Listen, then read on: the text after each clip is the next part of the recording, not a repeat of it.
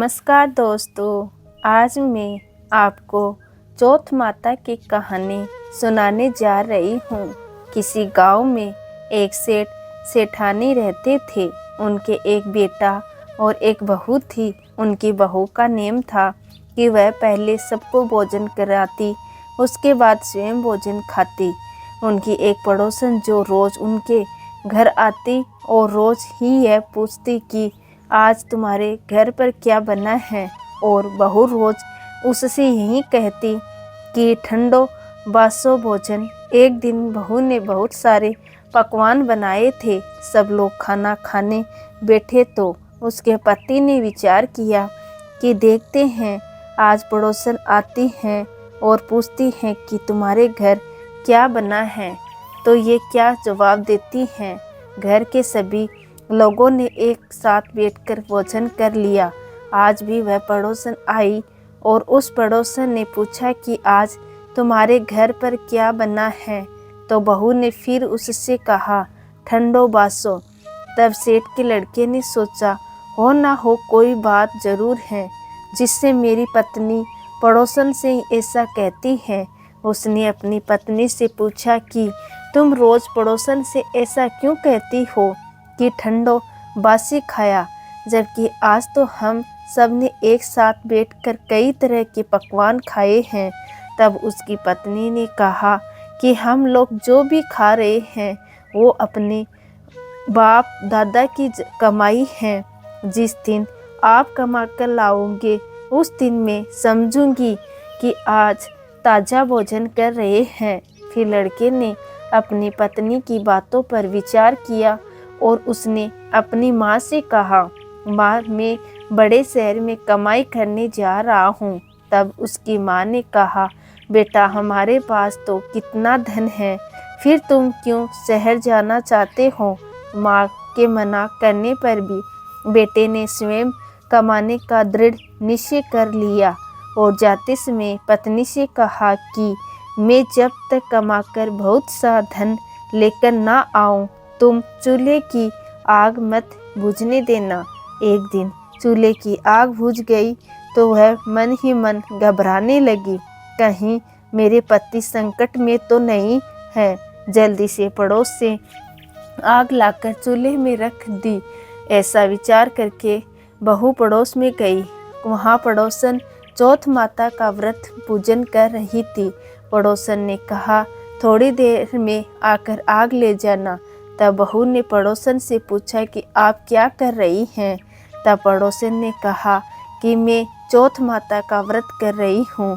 बहू ने कहा, आप ये व्रत क्यों करती हैं, इससे क्या मिलता है। तब पड़ोसन ने बहू को बताया, चौथ माता के इस व्रत को करने से धन लक्ष्मी मिलती हैं और अपनी सभी मनोकामनाएं पूर्ण होती हैं। पड़ोसन की ये बातें सुनकर बहू का भी मन हुआ कि वह भी चौथ माता का व्रत करे। अब बहू भी चौथ माता का व्रत करने लगी। दीवार पर चौथ माता बनाई और चौथ माता व्रत के दिन गुड़ का चूरमा बनाकर रात को चंद्रमा पर अर्घ देकर भोजन करने लगी। ऐसा करते करते बहुत दिन हो गए। चौथ माता ने उस बहू के पति को स्वप्न दिया कि साहूकार का बेटा तू जागे कि सोवे, तेरी पत्नी तुझे बहुत याद कर रही है, घर जाकर उसकी चिंता मिटा। तब साहूकार के बेटे ने कहा कि मैं अभी कैसे जा सकता हूँ, अभी तो मेरा हिसाब किताब बाकी है। एक बार हिसाब किताब चुकता हो जाए तो मैं जाऊँ। तब माता ने कहा, तू दुकान खोलकर बैठ जा, तेरा हिसाब किताब चुक जाएगा। अब तू चौथ माता ने जैसा कहा था वैसा ही हुआ। उसने घर जाने की तैयारी की और गाड़ी भरकर धन दौलत लेकर निकल दिया। रास्ते में एक बड़ा सा काला नाग फन फैलाए बैठा था और साहूकार के लड़के से कहने लगा, आज तो मैं तुझे डसूंगा, छोड़ूंगा नहीं, आज तेरी आयु पूरी हो गई है। तब सेठ के लड़के ने कहा, आज चौथ माता ने मुझे सपना दिया है तो मैं अपनी पत्नी से मिलने अपने घर जा रहा हूँ। वहाँ मेरी पत्नी खूब चिंता कर रही है। मैं उससे मिलकर जरूर आऊँगा। नाग ने कहा, तुम सफल पूर्वक घर जाओ। मैं तुम्हें जाने दूंगा और तुम लौटकर नहीं आए तो मैं तुम्हारे घर आकर तुम्हें ढस लूँगा। इस प्रकार सर्प को वचन देकर वह घर पहुँच गया। वहाँ सभी ने हंसी खुशी उसका स्वागत किया और सब लोग भोजन करने बैठ गए। साहूकार का लड़का बहुत उदास था, तो उसकी पत्नी ने पूछा कि क्या हुआ, तुम उदास क्यों हो? काले नाग वाली सारी बात अपनी पत्नी को बताई और लड़के ने कहा, यदि मैं उसके पास नहीं गया तो वह घर आकर मुझे ढस लेगा। लड़के की पत्नी बहुत चतुर थी। उसने कहा कि आप घबराओ नहीं, लेट जाओ, मैं एक उपाय करती हूँ। पत्नी ने कमरे की 7 पेड़ी धोई। पहली पेड़ी पर रेत, दूसरी पर इत्र, तीसरी पर गुलाल, चौथी पर कंकु केसर, 5वीं पर लड्डू पेड़ा, 6ठी पर गादी गलेचा और 7वीं पेड़ी पर दूध का कटोरा भर कर रख दिया। इस प्रकार वह 7वीं पेड़ी सजाकर बैठ गई।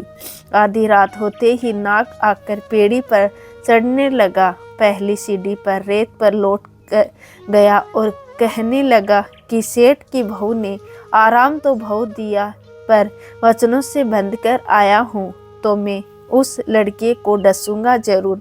इस प्रकार 7 पेड़ियों पर नाग आराम करता हुआ और कहता हुआ कि डसूंगा जरूर कमरे में जाने ही वाला था कि चौथ माता ने विचार किया कि अगर मैं इसे नहीं बचाऊंगी तो संसार में धर्म, कर्म, व्रत, पूजन कौन मानेगा, कौन पूजा करेगा।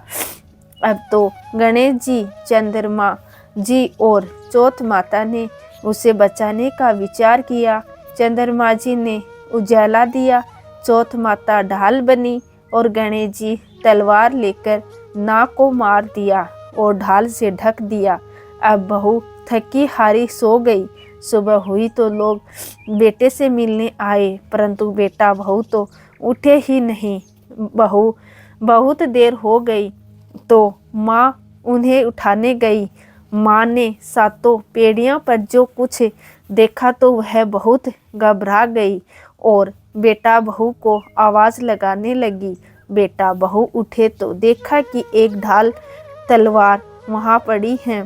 जब बहू ने ढाल उठाई तो काला नाग मरा हुआ पड़ा था। बेटा बहू ने सोचा, आज तो धर्म कर्म करने से हमारी रक्षा हुई है। भगवान गणेश और चौथ माता ने हमारी रक्षा की है कि हे चौथ माता, जैसे आपने सेठ के बेटे बहू की रक्षा की, वैसे ही अपने सभी भक्तों पर अपनी कृपा बनाए रखना, उनकी सदा रक्षा करना। तो दोस्तों, कैसी लगी आज की हमारी ये कहानी? ऐसी और कहानियों के लिए मेरे चैनल को सब्सक्राइब करना ना भूले। बोलो जय हो गणेश जी भगवान की, जय हो चौथ माता की।